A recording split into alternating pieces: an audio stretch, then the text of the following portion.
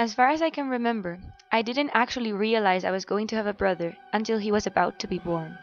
I think, however, I should be given some credit, since I was only 4 and I wasn't really aware of half of the things which were happening around me. Nevertheless, I do remember the few days before and right after my little brother was born were quite a bittersweet experience for me.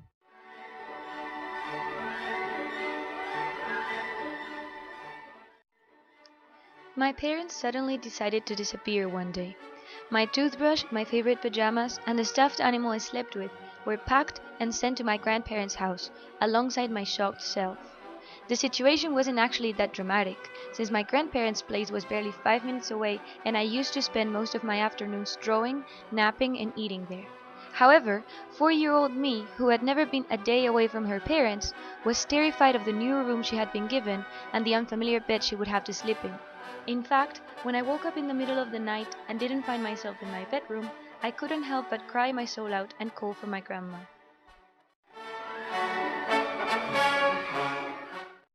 The day right after, we visited my parents at the hospital.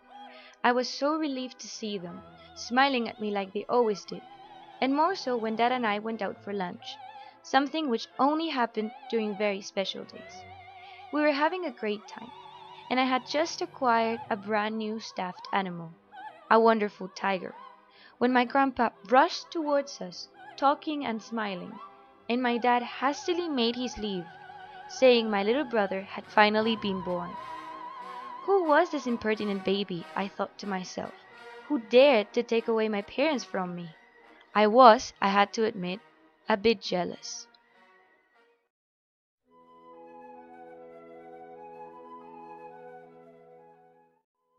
The resentment towards the little invisible presence which was considerably dwindling my quality time with my mom and dad didn't last for long.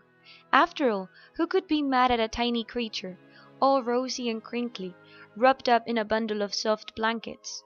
He didn't even do much, just stared at me with big brown eyes, completely silent. But his gaze filled my chest with a warm feeling. Apparently, I was a big sister now, and I had to take care of the little human in the cradle.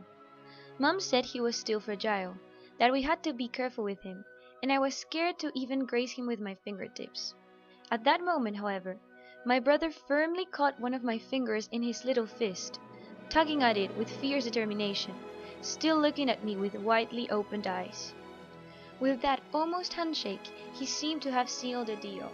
Yes, I was his big sister and he was my little brother, and we were going to take care of each other as much as we could.